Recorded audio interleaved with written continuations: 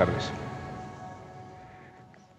Primero agradecer su masiva presencia. Estábamos los cuatro impresionados e impactados por el grado de adhesión que ha tenido esta convocatoria, el ciclo en sí, y creo que es más por el asunto que tratamos que por nuestra modesta participación, porque vamos a hablar de cosas muy trascendentes.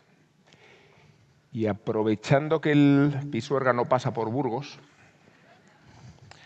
y teniendo a mi vera a Pedro Cuartango, que de ahí viene, iba a plantear este debate de la ciencia y de la creencia a partir de las dos orillas que distancian el río Arlanzón, muy cerca de aquí. Lo digo porque en un lado de la orilla está la Catedral de Burgos y en el otro está el Museo de la Evolución. Y dentro del Museo de la Evolución se aloja un cráneo que se ha dado a llamar Miguelón, porque se descubrió en 1992, que es cuando Miguel Indurain, Miguelón, hizo notable una de sus grandes proezas en el Tour de Francia. Miguelón nos mira desde los 430.000 años. 430.000. Los mismos antropólogos encontraron una piedra, un bifaz más bien, al que otorgaron cualidades religiosas, espirituales. La llamaron Excalibur.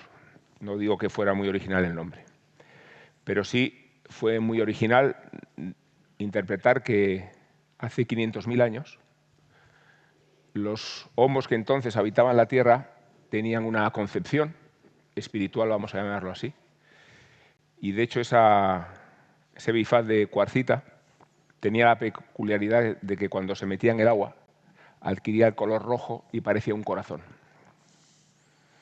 Planteo esta cuestión porque es la cuestión y porque la calavera de Miguelón se parece mucho a la de Yorick en Hamlet y todas las preguntas que suscita y predispone, sobre todo respecto a lo que somos, respecto a la finitud y de a cuánto tiempo se remontan estas inquietudes.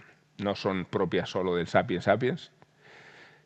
Ya el Homo heidelbergensis tenía estas inquietudes y no está mal que sea Heidelberg el lugar donde proceden esas inquietudes, porque estamos hablando de unos focos de la ciencia occidental más sofisticados y más elaborados. Heidelberg y su universidad.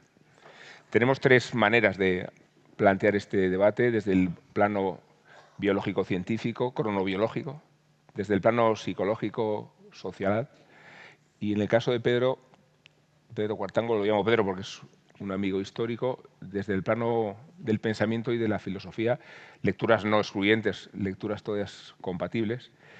Pero os quiero someter a la pregunta que inaugura el debate de uno en uno y luego entre los cuatro establecemos la conversación de la que ustedes salgan más tranquilos o más inquietos, porque aquí no es fácil llegar a una conclusión. ¿Son compatibles, Pedro, la creencia y la ciencia?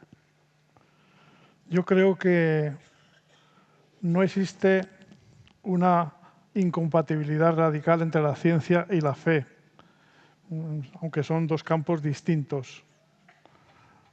Hace unos años se publicó en Francia un libro, La ciencia de las pruebas, de dos científicos que argumentaban sobre unas bases científicas la existencia de Dios. Decían que los últimos avances de la física cuántica y de la autonomía volvían a apuntalar la hipótesis de la existencia de Dios. Nietzsche hace más de un siglo proclamó la muerte de Dios y Marx, Freud, Darwin, digamos que hicieron innecesaria la hipótesis de Dios y explicaron la naturaleza humana en base a la ciencia. Pero eso yo creo que no ha agotado. El debate sobre la existencia de Dios, sobre la trascendencia, sigue abierto. Y creo que al final ni la ciencia da una respuesta concluyente a la existencia de Dios, ni la existencia de Dios, y pues lógicamente invalida los progresos de la ciencia.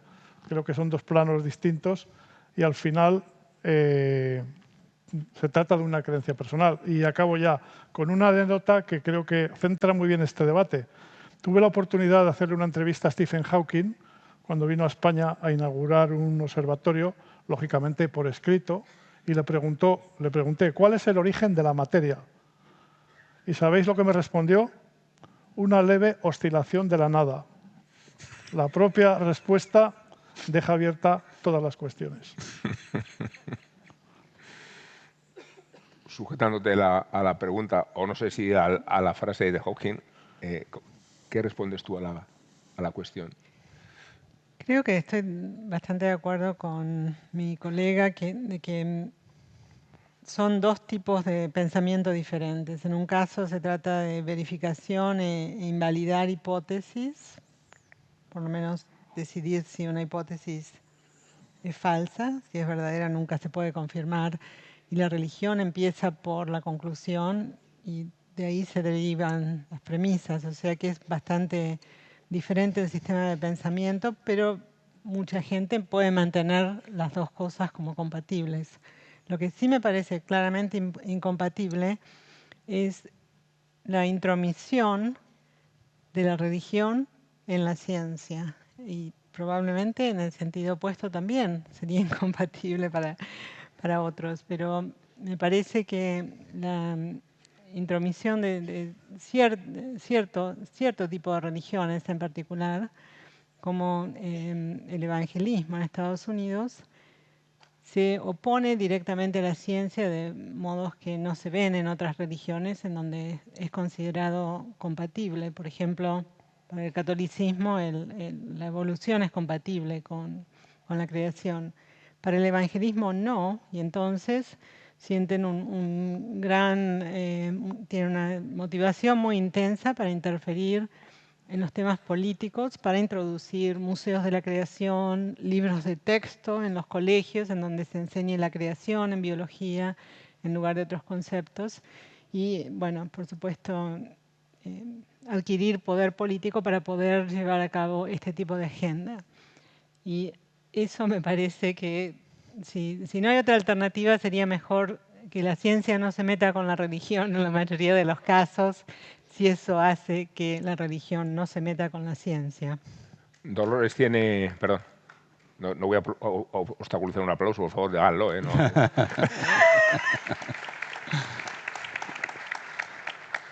Dolores tiene un nombre muy cristiano, muy católico, tiene formación católica. Pedro Cuartango estudió en los jesuitas, yo en los escolapios, Diego es judío, y te planteo también la pregunta con la que hemos iniciado el debate, estas interrogaciones que no sé si tienen sentido o no planteárselas. No. Siguiente pregunta. No, son absolutamente incompatibles y voy a ser muy claro en esto. Las bases de ciencia y creencia son incompatibles. La base de la creencia es la fe, la base de la ciencia es la evidencia. En ese sentido, no tiene sentido hablar de compatibilidad, lo que no quiere decir que puedan coexistir, por supuesto. Y un ejercicio interesante sería poner a la ciencia aquí y a la religión, su organización social, la organización social de la creencia, y la lista de preposiciones que aprendimos en la primaria. ¿Recuerdan? Ante, bajo, cabe, con, so. ¿Por qué inventaron so los españoles? Bueno, eso es otro problema. ¿Sí? Entonces, ¿qué ponemos entre ciencia y creencia? Ponemos versus, que es lo que está muy de moda. Está muy de moda hablar de ciencia versus la religión. Richard Dawkins, Sam Harris, etc. Ponemos entre, ponemos hacia. A mí me gusta poner de. Sí me interesa, aunque sean incompatibles, una ciencia de la creencia. Entender por qué hoy, en pleno siglo XXI, más del 80 y pico % de la población se considera creyente en algo sobrenatural, que alguna vez se llamó Thor o Zeus, hoy se llama Dios, ¿sí? Y de ese 80 y pico %, muchos son religiosos, lo organizan. Me parece fascinante, me parece un problema científico fascinante. ¿Son incompatibles? Sí, pero pueden coexistir. Bueno, tienes un ensayo, Diego, que se titula Las neuronas de Dios. Es que tenemos nuestros métodos. No, me refiero a que al mencionar el ejemplo de Miguelón, aludía a que Dios puede o no existir, pero es evidente que somos religiosos, ¿no? Y que ser religiosos forma parte de nuestra cultura, pero también de nuestros recursos evolutivos, de nuestros mecanismos para ser en comunidad, incluso más dichosos, ¿no? Lanzo esta cuestión. Lanzo, pero sin agresividad. Voy de nuevo a la estadística, ¿no? Uno tiene que cerca del 90% de la gente cree en algo sobrenatural. Podremos decir es cultura, ¿sí? Podríamos decir es cultura, pero no. La cultura cambia en la geografía y la historia, y esto no ha cambiado. Es esencialmente similar a las personas que miraban el cielo o los rayos y querían darle una explicación sobrenatural. ¿Por qué no pensar una explicación alternativa? Pensar que además de lo cultural puede haber algo biológico. Que si se ha mantenido esta idea de creer en lo sobrenatural y socialmente organizarlo como religión, tiene un factor evolutivo importantísimo. Y se ha evolucionado, hasta es genético, hasta puede ser heredable la religiosidad. Porque seguramente dos poblaciones, una de las cuales tenía una creencia férrea en algo en común y la otra no, la otra más hippies, bueno, la que tenía esa creencia era mucho más cohesiva, era mucho más fuerte y sobrevivió. O incluso a nivel individual. Imaginemos una escena primitiva, ¿no? Un cavernícola o una cavernícola en el medio de la jungla y se viene una tremenda tormenta, ¿no? Se caen los árboles y hay vendavales y lo que fuera. Tiene dos posibilidades ese antecesor nuestro. O decir, bueno, es una tormenta, no pasa nada. O bien decir, esto es una señal de Dios, me voy corriendo. El que dijo, esto es una tormenta, no pasa nada, lo pisó un mamut. O se le cayó un árbol encima. Sí. El otro sobrevivió y contó, tuve señales divinas. Y eso se fue heredando culturalmente y tal vez dejó una marca biológica. Es una hipótesis, por supuesto. Me parece una interesante marca como hipótesis. No, aplaudan, si estoy muy de acuerdo. Un cuarto aplaude. Sí, es lo que digo, tú llamarías, ustedes son los mutantes, ¿no? Los ateos son los mutantes en esta forma de ver las cosas. Claro, la cuestión que nos preocupa un poco es que disponiendo como disponemos de más acceso a la cultura, a la información, al conocimiento que nunca, proliferan también como nunca las disciplinas alternativas. Casi dan ganas de plantear este debate como pseudociencia, pseudocreencia. ¿Son compatibles? Lo digo porque vivimos en el apogeo de la pseudociencia y de la pseudocreencia, ¿no? Sí, pero yo creo que es un fenómeno superficial y episódico. Yo no entraría en eso. Yo, por responder a mi contertulio, generar un poco de debate, es cierto que el lenguaje de la ciencia y el de la fe son caminos paralelos que no se cruzan. Pero es verdad que los avances de la física, los avances de la física cuántica especialmente, los conocimientos de astronomía, pues nos remiten al Big Bang, al gran estallido, hace 11.000 millones de años, a la expansión del universo, la materia oscura, agujeros negros. Conocemos muchas cosas acerca del universo que no se conocían hace un siglo. Tenemos potentes métodos de observación, pero por otro lado, la galaxia más cercana está a 1,5 millones de años luz. Por lo tanto, somos un pequeño rincón en el universo. Somos como una hormiga que no puede ver más que una pequeña parte del entorno. Y eso nos plantea, volvemos a mis palabras finales, ¿cuál es el origen de la materia? Es decir, ¿cuál es el origen del mundo? Y eso también nos lleva a la siguiente pregunta, ¿por qué estamos aquí? ¿De dónde venimos? ¿Cuál es el sentido de la existencia? Y esas preguntas no las puede resolver la ciencia. Y ahí es donde queda abierta la puerta a la religión. Por lo tanto, este es un debate que yo creo que no tiene respuesta, no tiene una respuesta concluyente. Al final entramos en el ámbito de las creencias, porque la ciencia, de momento, no lo sé, dentro de un periodo de tiempo que ignoro, si la ciencia podrá responder a las preguntas que yo he planteado, pero de momento no, y por lo tanto ahí podemos aferrarnos a la religión. Dolores. ¿Sobre qué tema? Creo que te interesa el de la pseudociencia. Las pseudociencias y la pseudociencia, por supuesto, ha existido siempre como formas alternativas al pensamiento dominante o algún tipo de contracorriente, pero en este momento, con el nivel de conocimiento científico que tenemos, es realmente llamativo que puedan prender ideas que son totalmente pseudocientíficas, pero probablemente prenden justamente por ser pseudocientíficas. Porque en general nos han enseñado, por ejemplo, a confiar en la ciencia. Confiar en la ciencia está perfectamente bien cuando se trata de, por ejemplo, dar financiación para la ciencia. Pero los que hacemos ciencia no tenemos confianza ciega en las cosas. Es un escepticismo sistemático, en realidad, más que confianza. Y ese tipo de escepticismo yo creo que es necesario en la población para defenderse de la pseudociencia, porque si no se confunde, parece ciencia, no es ciencia, y se introduce, digamos, con una especie de disfraz de ciencia. Y con eso, bueno, nos podemos remitir a la pandemia como un punto de auge de todo eso, en donde frente a un problema de salud pública grave, surgían todo tipo de corrientes y propuestas, aún a niveles altos políticos en todos lados, y ni hablar lo que estamos viendo ahora cuando el ministro de Salud de los Estados Unidos va eliminando vacuna por vacuna de la lista para vacunar a los niños. ¿Estamos en tiempos de credulidad? Creo que siempre hay credibilidad, pero lo que falta ahora es tal vez más guía a nivel de la educación de cuáles son las fuentes a las que se puede seguir para distintos temas. Entonces, la gente tiene cierta confusión y bueno, si es un influencer, eso parece tan calificado como un médico para decidir qué hay que hacer con la vacunación.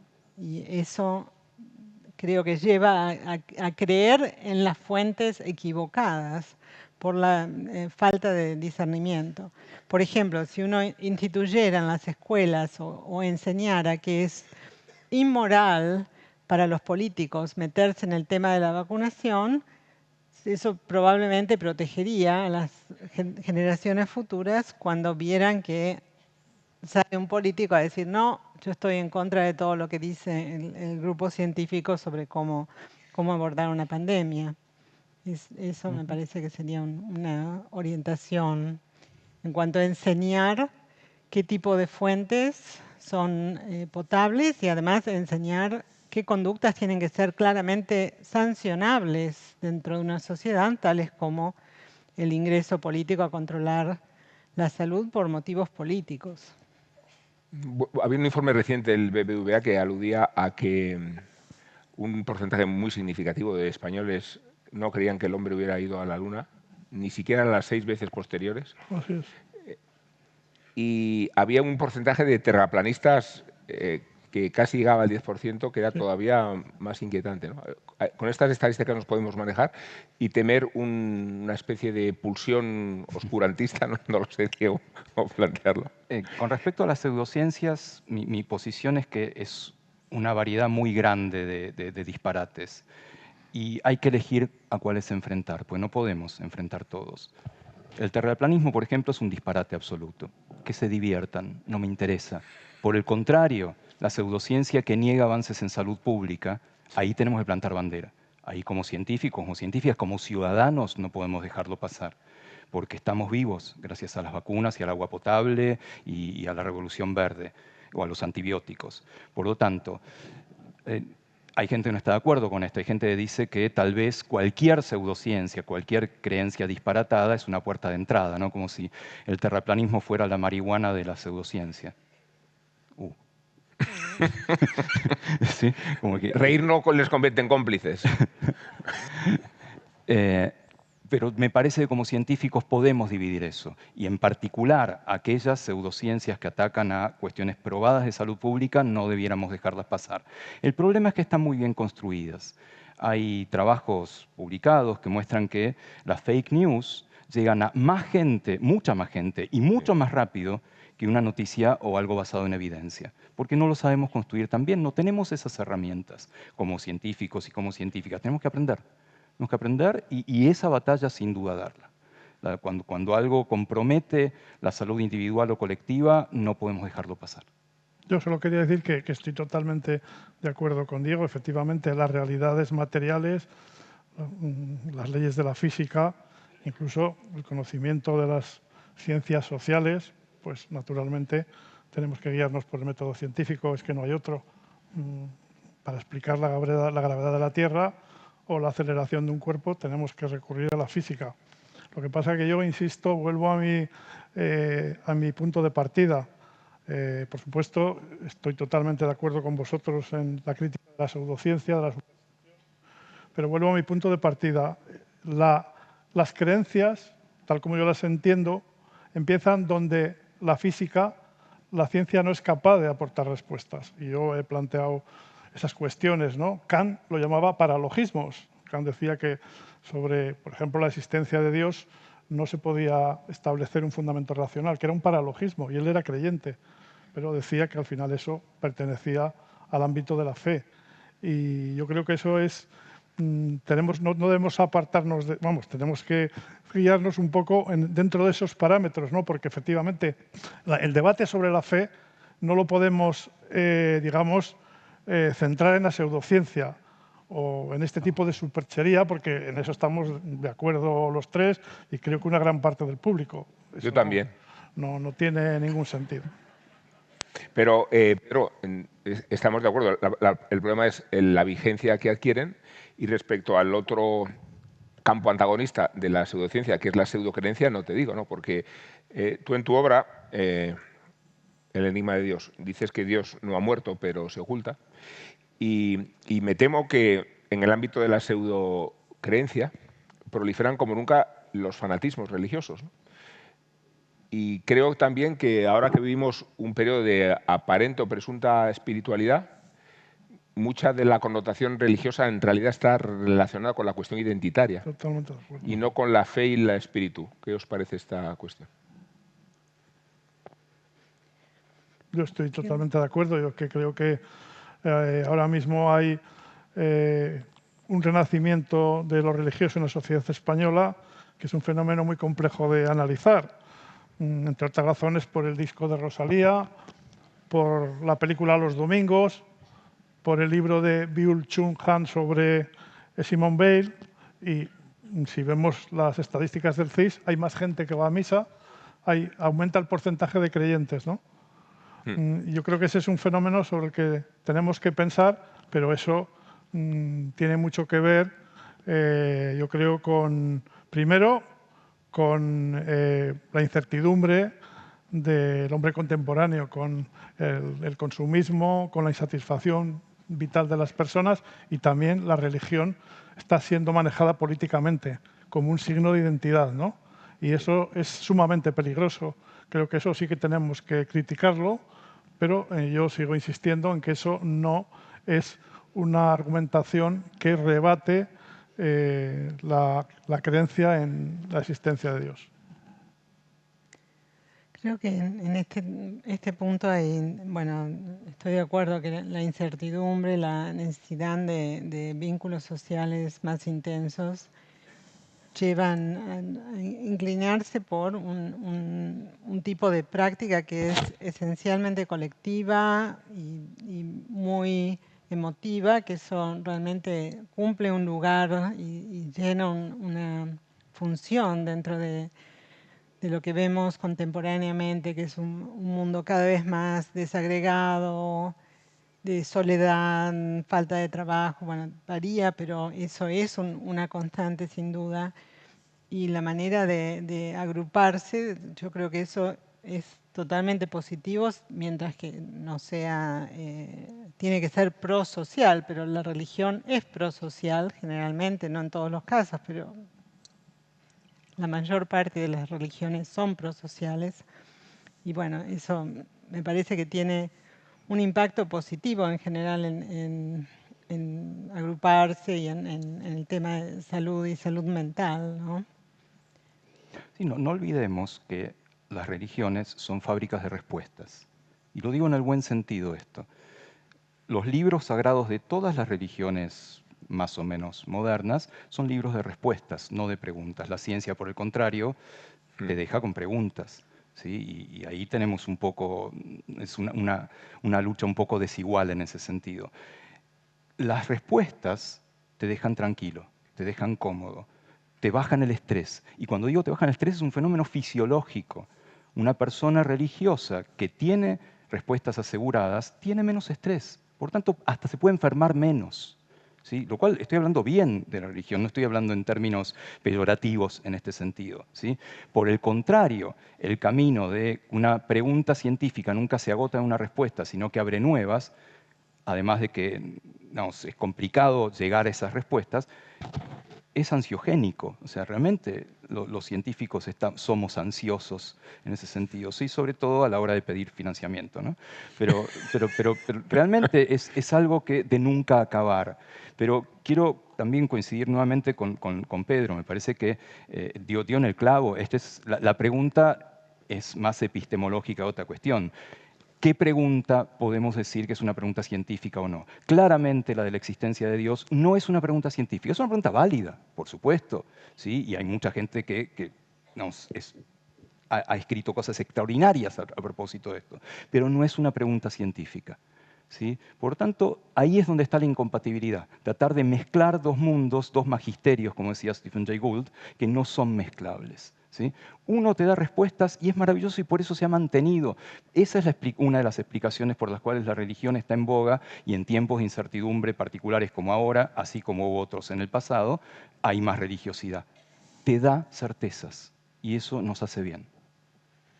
Sí, pero la cuestión es que tú mismo...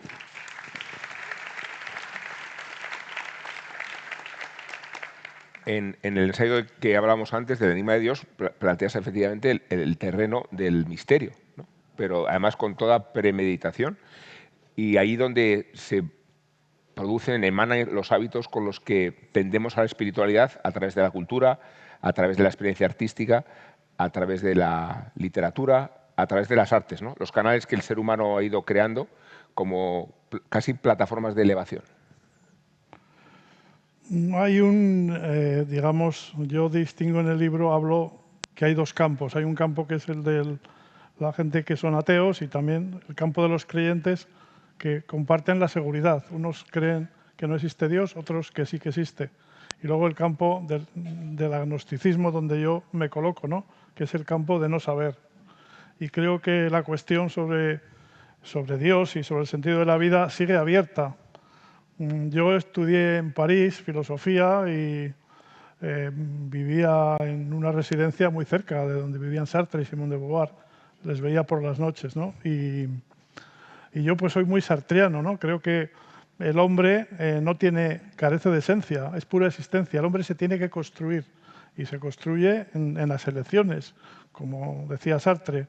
Y por otra parte, el hombre es un ser histórico que nace en una familia, en una cultura, en un momento determinado. Y todo eso condiciona nuestras opciones y nuestra visión del mundo. Y creo que en esa búsqueda de la identidad, en esa búsqueda del sentido, surge la hipótesis de Dios, que en cierta forma es un poco la última puerta del camino, la última puerta que nos queda por abrir.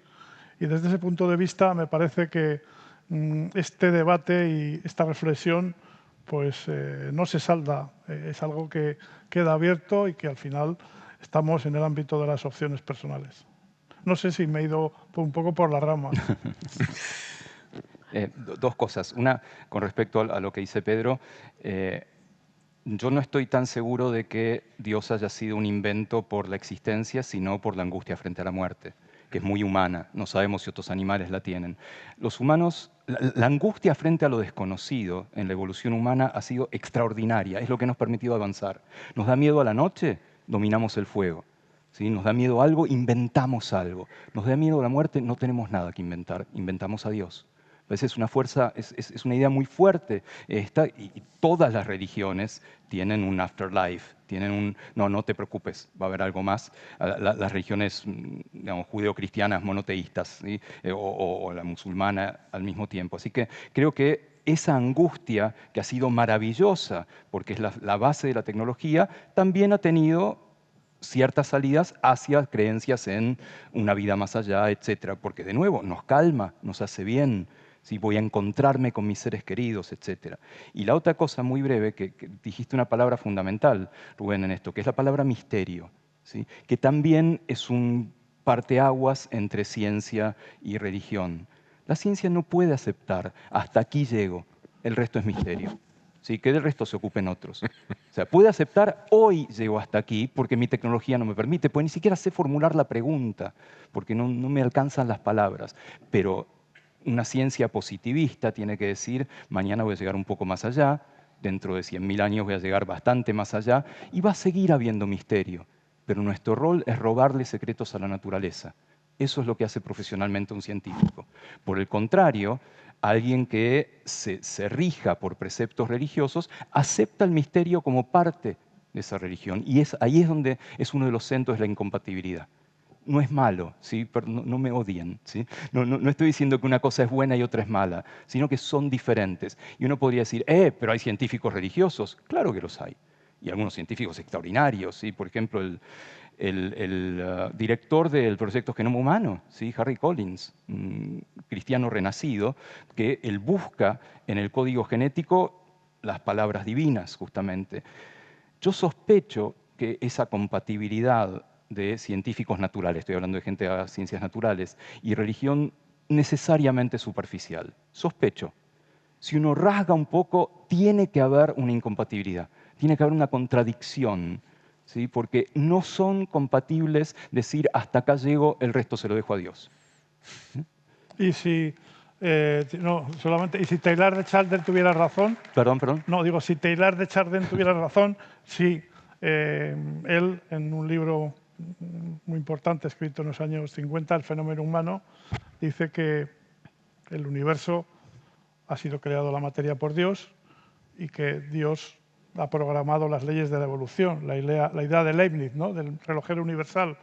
Entonces, a mí me fascinó el fenómeno humano porque él habla de que el universo, la evolución confluye hacia Dios, hacia un punto que él llama el punto omega, que será la unión del hombre con Dios al final de los tiempos, ¿no?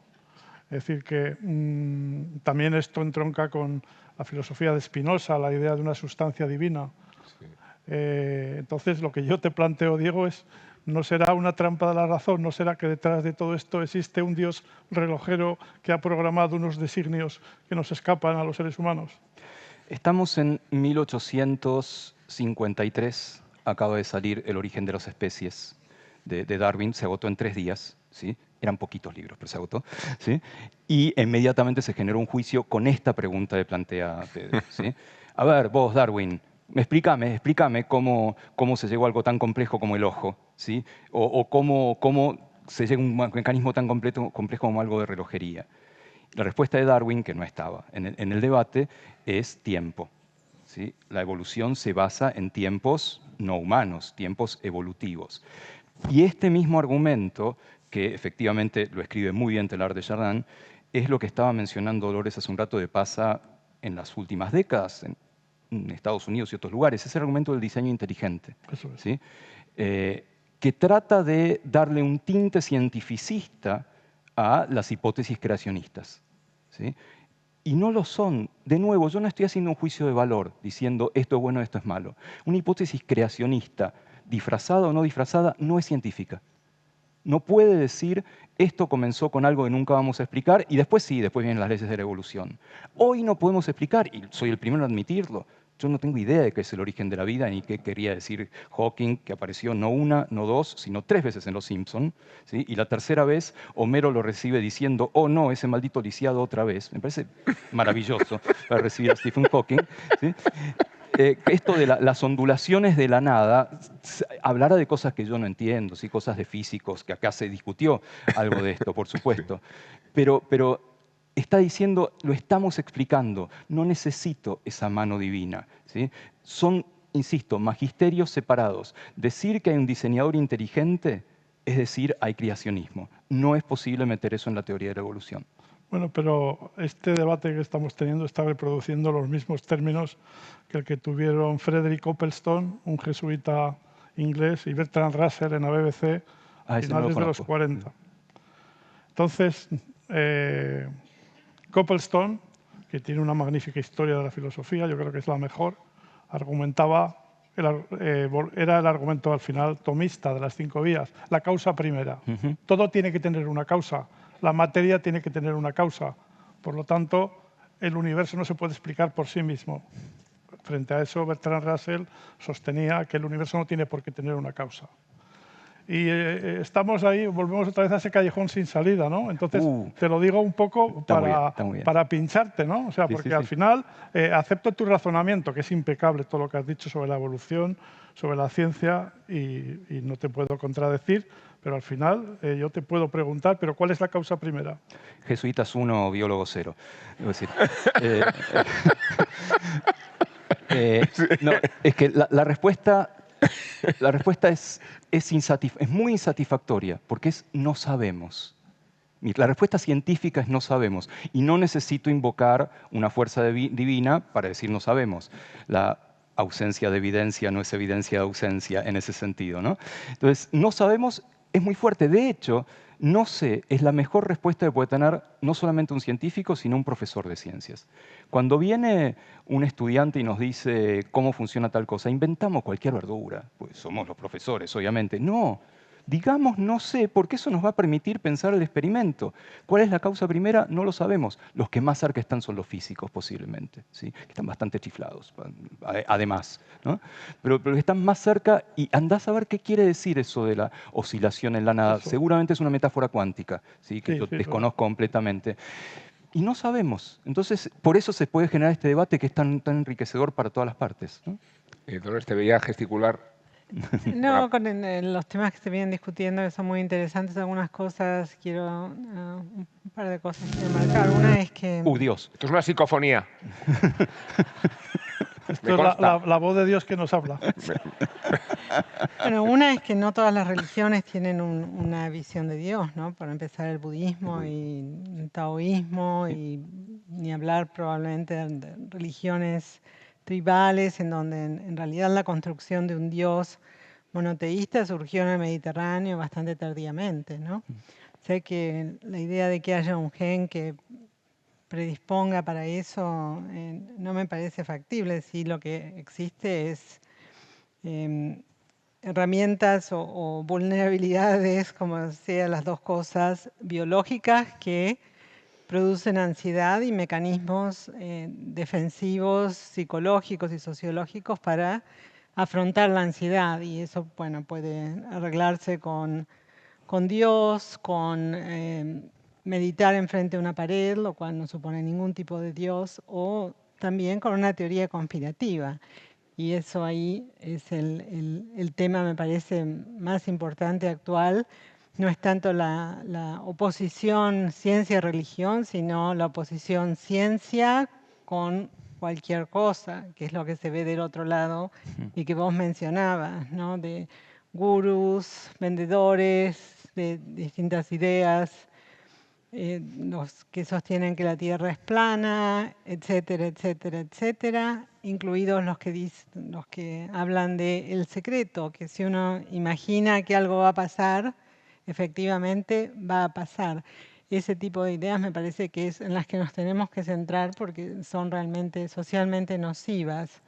Por otro lado, sociológicamente, si llevamos la oposición a que sea ciencia o religión, dividís sectores enormes de la sociedad que en determinados momentos tienen que estar juntos. Y eso se ve claramente cuando, por ejemplo, surge algo como un evento catastrófico o una pandemia en donde el sistema de salud pública necesita acceder y penetrar los círculos religiosos. Y si lo pensamos como fuerzas opuestas, obviamente después los grupos religiosos se cierran y no quieren aceptar, como pasaba durante la pandemia en los Estados Unidos, querían seguir reuniéndose a celebrar los ritos cuando se sabía que eso era letal.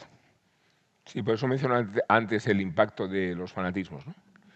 Incluso en las religiones monoteístas, ¿no? Y como todas ellas han emprendido una beligerancia que recuerda tiempos oscuros y aludía antes al oscurantismo.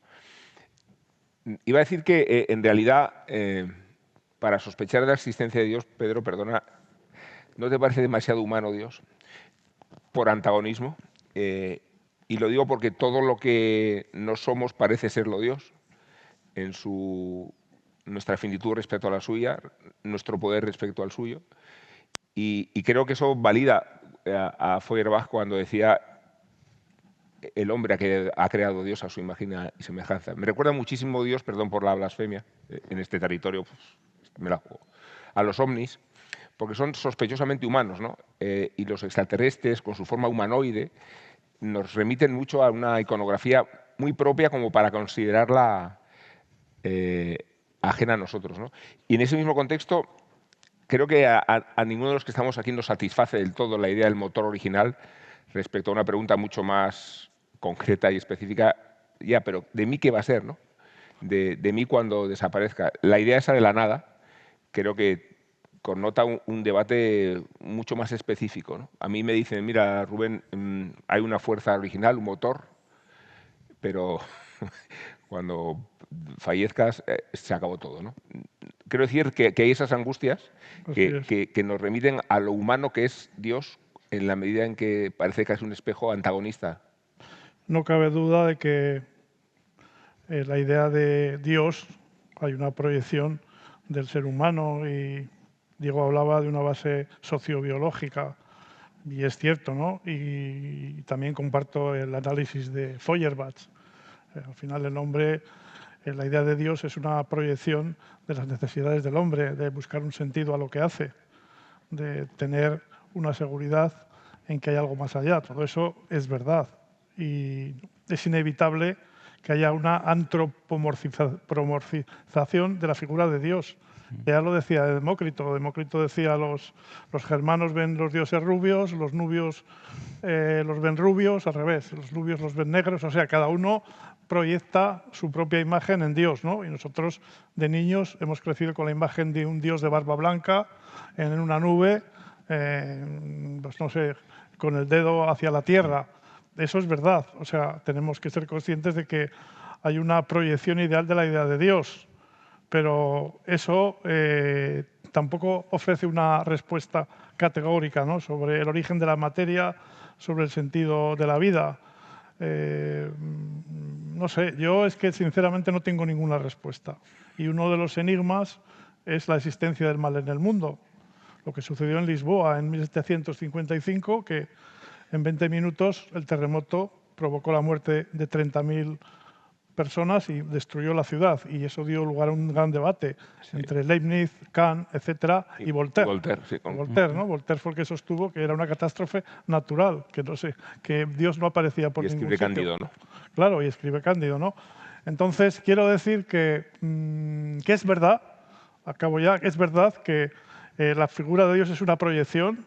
Es verdad que proyectamos nuestras frustraciones, nuestras inseguridades, pero también creo que hay respuestas que derivan también, tienen mucha conexión con esa angustia existencial de la que hablaba Diego, preguntas que carecen de respuesta, preguntas que al final no podemos eludir y que todos los seres humanos intentamos responder.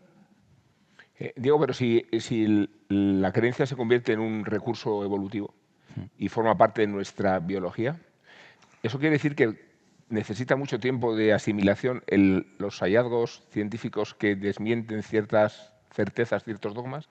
Me recuerda la idea de los niños que meten los dedos en el enchufe no sabiendo que es un enemigo porque la electricidad es un hallazgo reciente. O sea, si tenemos conocimientos antropológicos de primera magnitud, como se han venido a descubrir, digo en los últimos 30 años, he mencionado a Atapuerca, he mencionado a Miguelón, por un lado, ¿cómo se llega a ser ateo si hay un criterio biológico de identificación con lo religioso? Y cómo los hallazgos científicos terminamos por asimilarlos y en qué periodo y en qué tiempo, ¿no? Sí, es muy buena la pregunta. A ver, es curioso que así como somos, según esta hipótesis, inherentemente con una tendencia a creer en lo sobrenatural, también tenemos una tendencia clarísima en la curiosidad, en una actitud científica frente al mundo. Los niños y las niñas son científicos, después los arruinamos, pero empiezan siendo científicos y preguntándose las cosas. Coexisten esas dos cuestiones, ¿sí? Si realmente esta idea de evolutiva de la religiosidad y de las creencias es así, tendríamos que encontrar correlatos científicos, biológicos, particularmente neurobiológicos. Y lo interesante es que existen esos correlatos. Cuando una persona está en un trance místico o frente a un rezo continuado, o los derviches cuando danzan, etc., los derviches es más difícil porque están moviéndose, pero en aquellos momentos que se puede poner una persona en un resonador magnético, resulta que se encienden ciertas áreas del cerebro, sistemáticamente, ¿sí? Que no se encienden en las personas que no son creyentes. Lo más fascinante es que en las personas que no son creyentes puedes estimular esas áreas y no es que van a salir diciendo, oh, sí, vi la luz. No es así, pero sí van a decir, sentí algo extraño, sentí una presencia extraña. Y eso es una base orgánica de la creencia en lo sobrenatural. Y hasta tiene un correlato histórico. Pensemos en los místicos y las místicas más reconocidos históricamente, ¿no? Una Juana de Arco, Santa Teresa de Ávila, el indio Juan Diego cuando vio a la Virgen de Guadalupe, San Pablo, Saúl de Tarso, yendo en el camino a Damasco y viendo por primera vez a Jesús. Esto no es mío, no es original, lo he leído en varios lados. Gente que hace un diagnóstico de ese momento de la epifanía y uno podría decir que es compatible con un foco epiléptico. Foco epiléptico es un foco en el cual hay neuronas dentro del cerebro que están activadas permanentemente, no tienen un control. Si esas neuronas tienen que ver con la visión, vemos algo. Esas neuronas tienen que ver con la audición, escuchamos. Uno lee las descripciones de Juana de Arco antes de hablar con el arcángel Gabriel, y eso es una crisis de ausencia. Dicen sus captores, ¿sí? O sus evaluadores, dicen, ella desaparecía de la escena. ¿Sí? Como que se iba a otro lado y no contestaba, no hablaba, volvía y narraba que había tenido una experiencia religiosa. Eso es lo que hoy diríamos una crisis de ausencia. Y ahí tenemos esto de la ciencia de la religión, tenemos un punto orgánico en el cual centrarnos. Y me parece fantástico, ¿no? Que ese Dios personal sea una creencia, sea una creación del cerebro. Por lo tanto, hay tantos dioses como personas. Y de los sentidos añadiría, y te explico por qué, os explico por qué. Es que Pedro y yo, vosotros no porque seáis argentinos, hemos estado en el Palacio de Santa Cruz viendo el Santísimo Cristo de la Luz, de Gregorio Fernández, que es una de las glorias del arte de la Contrarreforma. De cómo a partir del Concilio de Trento, la Iglesia Católica, como reacción a la Reforma, se plantea la estética como camino de conversión y como camino de impresión, y surge nada menos una corriente artística como el barroco, ¿no? Venimos conmovidos, Pedro, de esta visión, y nos sucede a todos delante de una experiencia estética, y tendemos a relacionarla con una visión casi mística o con una experiencia extracorpórea o corpórea para darle un sentido a lo que nos sobrepasa, ¿no? Esa sería la explicación a Enrique Iglesias de la religión, ¿no? ¿Con lo que me lo he currado? No me convence. O sea, yo vengo elaborando. No me convence lo que dices aquí. Hombre, por favor, no, perdón, recuerdo lo que... No, porque hombre, hay que fomentar el debate. Recuerdo cuando Pascal murió, sabéis que llevaba una serie de notas en el forro del abrigo y tenía una nota en la que explicaba que una noche, cuando estaba en su casa, durante algunos minutos había sentido la presencia de Dios. Lo escribe, ¿no? Que las dudas que él tenía habían quedado disipadas en ese momento. Y es verdad que existe esa sensación de comunión con Dios en todos los místicos, Santa Teresa de Jesús o San Juan de la Cruz, ¿no? Entonces yo creo, que ahí viene un poco la polémica con Diego, que hay elementos que se escapan a la pura racionalidad y que tienen que ver con las emociones. Claro, Diego me va a decir, son sentimientos que se pueden medir por ondas cerebrales, pero yo no estoy seguro de eso. Yo no lo dije, no. Todavía. Bueno, has dicho que se puede localizar en una parte del cerebro el sentimiento de Dios, pero bueno, eso es una explicación que yo no la dudo, ¿no? Pero que tampoco agota la cuestión. O sea, es decir, yo creo que estamos como una especie de muro que no podemos atravesar. O sea, hay personas que tienen esa creencia de Dios, que sienten que Dios forma parte de sus vidas y que incluso se comunican con Dios, ¿no? Y entonces yo creo que los argumentos científicos no pueden invalidar esa experiencia. Pero bueno. Coincido absolutamente, pero absolutamente. Me parece que esa es la riqueza de ser humano, es la riqueza de lo subjetivo. Podemos encontrar correlatos orgánicos de eso subjetivo. No deja de ser subjetivo. No deja de ser lo que nos constituye como personas. Así que, uno a uno. Vale. ¿Sí?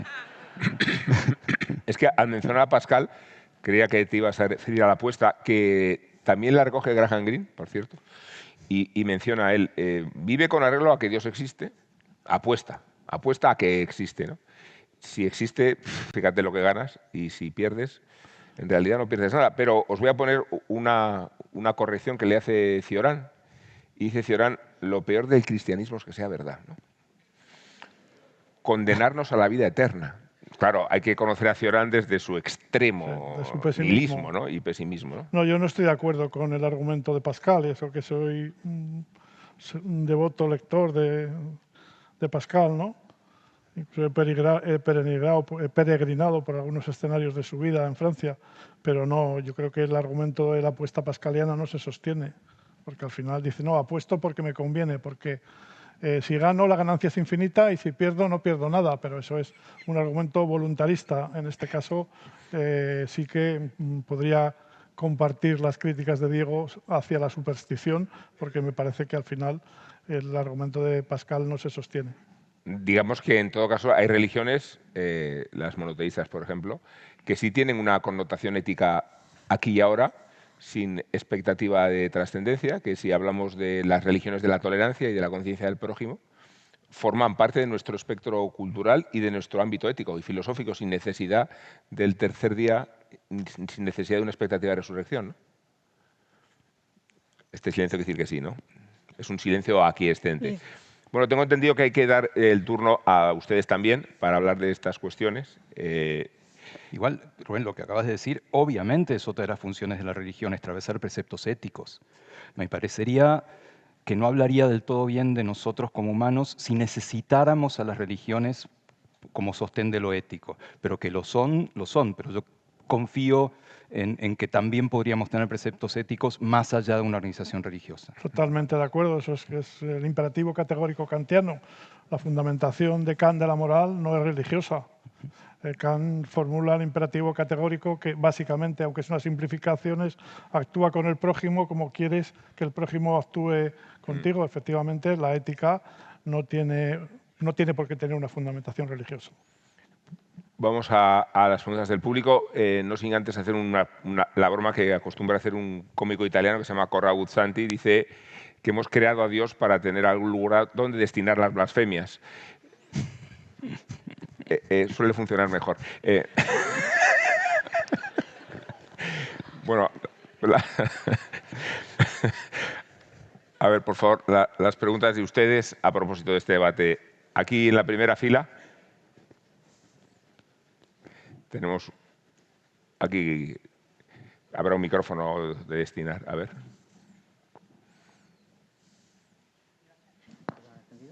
Está aquí delante. Aquí. Hola, buenas. Sí, perdón, que me han cedido aquí el micrófono detrás. ¿Dónde? Hola. ¿Dónde estás? Al fondo, sí, a su 1 de la tarde, gracias. Sí. Magnífico, 1 de la tarde. Nada, iba a decir, han mencionado en la mesa a Bertrand Russell, estaban hablando ahora precisamente del imperativo kantiano. El propio Russell llegó a decir en un momento que él había logrado demostrar la inexistencia de Dios a través de lo racional. Decía precisamente que si Dios era omnipotente no podía ser omnibenevolente, porque hay un bien y un mal que impide que Dios, por ejemplo, considere lícito la tortura de niños.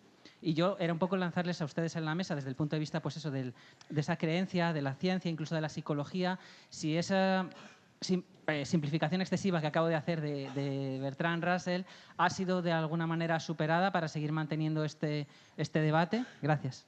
Bueno, para escarmiento de Bertrand Russell le dieron el premio Nobel en la categoría de literatura. Sí. No, vamos a ver.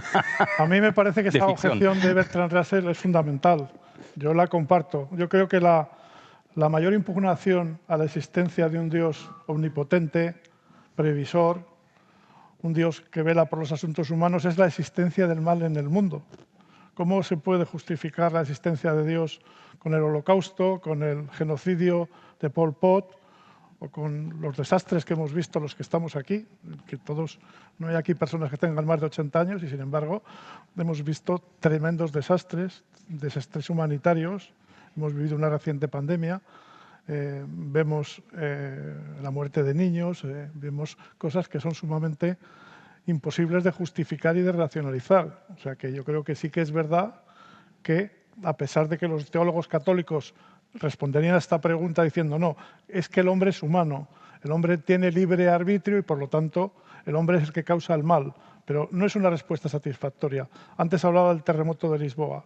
¿Qué respuesta hay a eso? ¿Cómo Dios pudo permitir esa catástrofe? Yo creo que esa objeción sigue sin tener respuesta.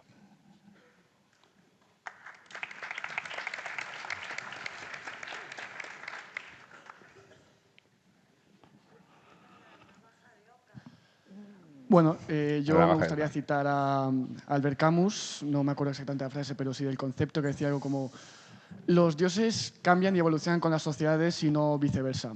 A lo que voy con esto es que si tenemos la experiencia histórica de cómo las religiones han cambiado con las sociedades, por ejemplo, pasando en Occidente de la mitología griega o romana a las religiones que están actualmente, ¿no debería eso generar cierta duda en nuestras creencias actuales?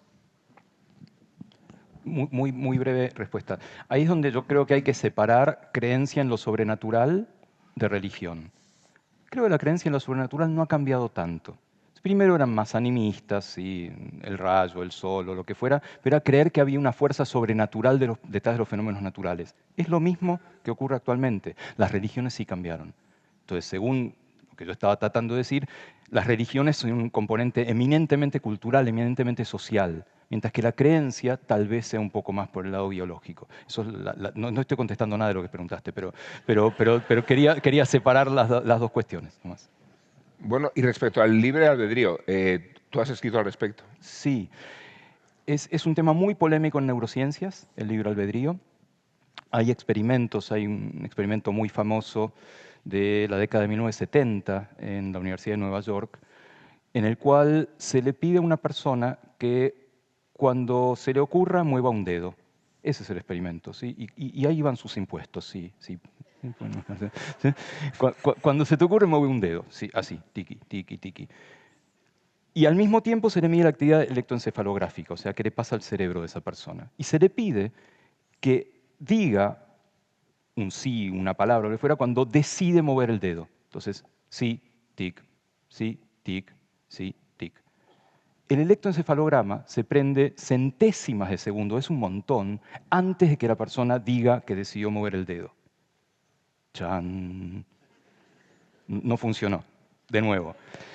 El cerebro, con muchas comillas tomen esto, el cerebro sabe antes que la conciencia que esta persona va a decidir mover el dedo. Hay gente que interpreta ese experimento como una falta de libre albedrío, que hay algo preconsciente que sabe lo que vamos a hacer más adelante. Es muy polémico, pero es una de las preguntas que, vuelvo al principio, no sabemos. Desde las ciencias naturales no tenemos una noción clara de si hay libre albedrío o no. Desde la filosofía, y acá ustedes saben mucho más, por supuesto, hay libros y libros escritos al respecto. Desde las ciencias naturales todavía no lo sabemos. Pero ahí es cierto que la neurociencia ha ido dudando cada vez más, ¿no?, del libre arbitrio. Sí, por este tipo de experimentos, justamente. Bueno, a partir de la decisión instintiva que predomina la decisión racional. Yo soy un poco crítico con esos planteamientos. Es cierto, hay un libro que tú has leído, el de Leonard Mlodinow, Claro. que incide en lo que tú dices, que estamos gobernados por las emociones. Y pone el ejemplo de cuando estamos ante una pastelería, el inconsciente ya sabe qué pastel vamos a elegir, aunque luego nuestra razón viene un poco a justificar esa decisión, ¿no?, que es lo que decías tú. Y eso nos pasa en todos los sentidos, cuando nos queremos comprar un coche o cuando incluso elegimos una pareja. O sea, es decir, las emociones nos gobiernan, es verdad. Pero yo creo que el hombre está condenado a la libertad. Creo que el hombre es libre. Sí, a pesar de esos condicionamientos biológicos, genéticos y culturales, el hombre es libre. Y esto lo decía muy bien Albert Camus. En El hombre rebelde, en el mito de Sísifo, él llegaba a decir que incluso un condenado a muerte es libre de aceptar o no su destino. Es decir, el hombre, a pesar de todo, puede elegir, tiene discernimiento para elegir el bien y el mal, y tiene discernimiento para tomar sus decisiones y elegir su vida. Yo creo en la libertad.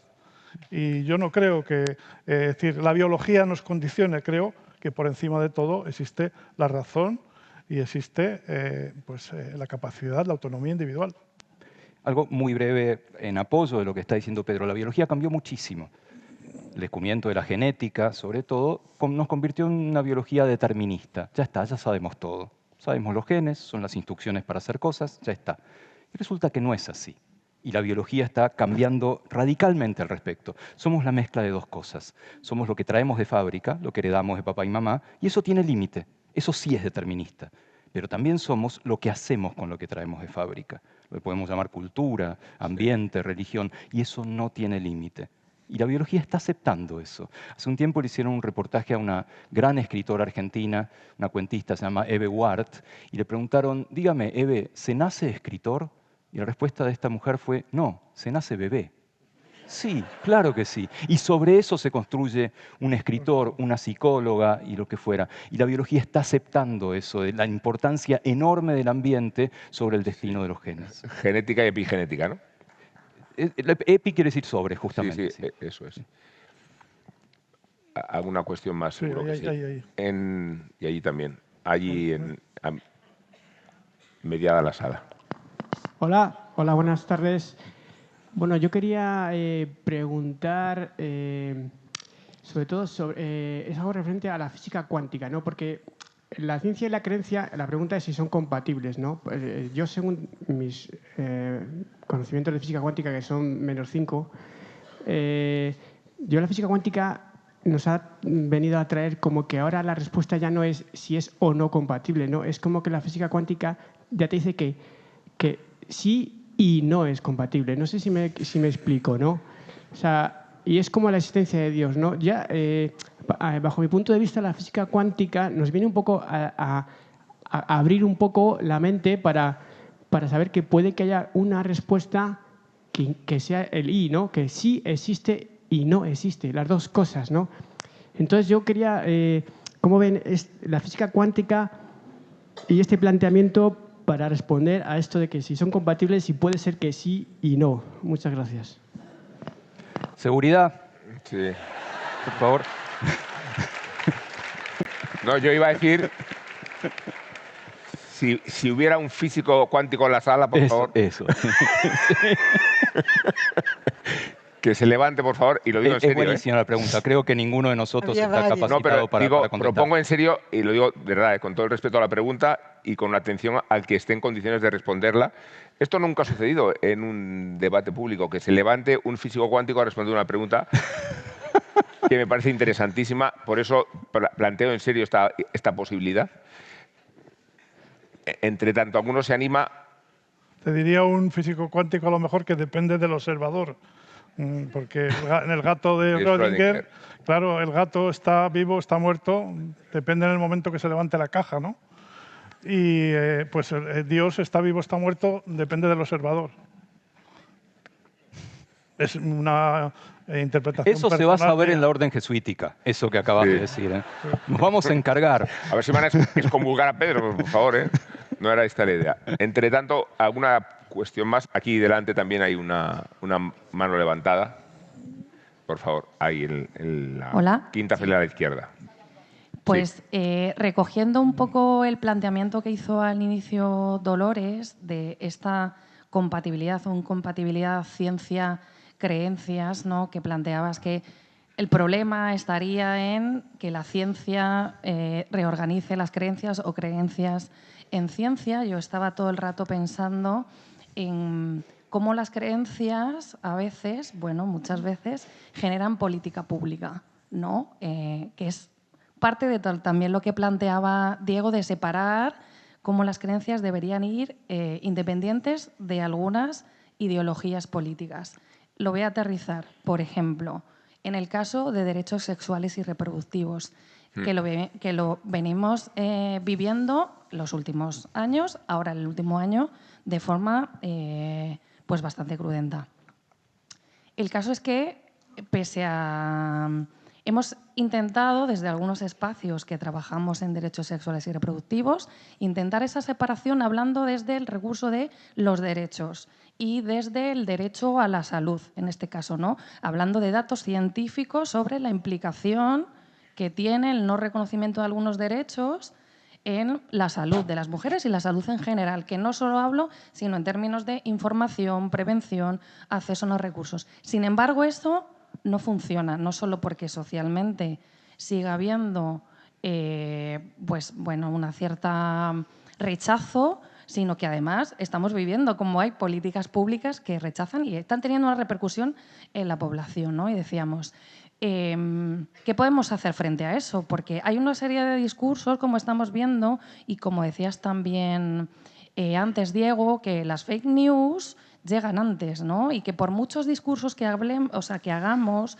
y que los centremos en los derechos, no llegamos, ¿no? Y se siguen vulnerando una serie de derechos o haciendo unos cambios en las políticas públicas. Desde el espacio, vosotros como científicos, ¿cuáles creéis que pueden ser esas estrategias para combatir, independientemente de las creencias? Porque es que no quiero entrar al debate, esto es un ejemplo concreto, ¿no?, de una serie de derechos a la vida, no a la muerte. No. ¿Desde dónde podemos seguir combatiendo esto? Porque, como planteabais, forma parte también de la evolución. Es que hemos evolucionado, el día de ayer hablábamos también de la longevidad, ¿no? Pero ¿bajo qué circunstancias, no?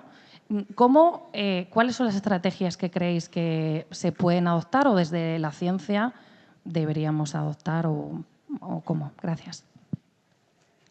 Dolores. Hay varias preguntas, me parece, metidas en eso. Son muy buenas y probablemente sean de las preguntas de política pública más difíciles y realmente no te puedo decir que tengo una respuesta en cuanto a cómo resolver el tema de derechos reproductivos o temas de géneros, que entran ambas cosas, a no ser que no sea con algún tipo de propuesta o política social, digamos, que sea compasiva con distintos grupos y que eso sea el patrón que seguimos para tomar esas decisiones. Con respecto a la desinformación, en realidad ni es tanta cuantitativamente, ni viaja tan rápido en todo lo que sabemos más recientemente. Eso es una buena noticia, digamos, que hay mucha más información correcta que la desinformación. Si bien la desinformación a veces es tan llamativa en su agudeza o tan dramática, parece que tendemos a pensar que eso trae como una especie de fin del mundo informativo. Para el tema de la desinformación creo que hay que centrarse en dos cosas. Una es identificar las que conducen a la acción, es decir, no cualquier tipo de desinformación merece ser corregida, y sobre todo tomar caminos que no sean de corrección, sino que sean caminos de desvío o directamente de preparación de la población de mucho antes que llegue la información, que son las más efectivas. Cuando vas a contradecir a la gente, en general eso no funciona en tu casa, no funciona en casi ningún contexto y tampoco funciona demasiado bien con la desinformación. Pero sí asegurarte de introducir otras líneas, otras corrientes de información que lleguen a la conclusión deseada. Y eso supone un cambio, no centrarte en lo que se está distribuyendo, sino a dónde vas, porque si no tenés que estar en una pelea permanente con algo con lo que estás en desacuerdo. En ese caso me parece que sería una conclusión de compasión y bienestar general para distintos sectores de la población, probablemente sea el argumento más persuasivo, más que ir en contra de los argumentos antiderechos reproductivos u otro tipo de áreas en donde la ciencia y las cuestiones religiosas convergen. El Nápoles ganó la Liga con Diego Armando Maradona, no me refería a ti. Sí. los napolitanos se fueron al cementerio y colocaron un cartel gigantesco en el cementerio donde ponía lo que os habéis perdido.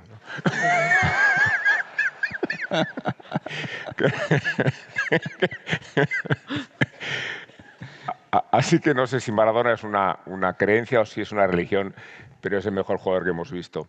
Y acabar con el Te Diegum es igual la manera más idónea de cerrar este encuentro, a no ser que hacerlo con una frase de Woody Allen, como no íbamos a citarlo hoy.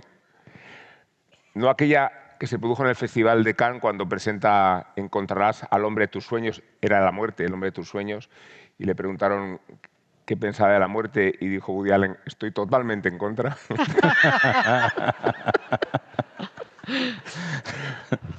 Sino que Woody Allen tiene una frase, y sé que es un poco depresiva para este final, pero ¿qué le vamos a hacer? Vivimos del espectáculo también. Si Dios existe, espero que tenga una buena excusa. Diego, Dolores, Pedro, Un placer. y a todos ustedes por su paciencia y por su atención. Muchas gracias. Gracias.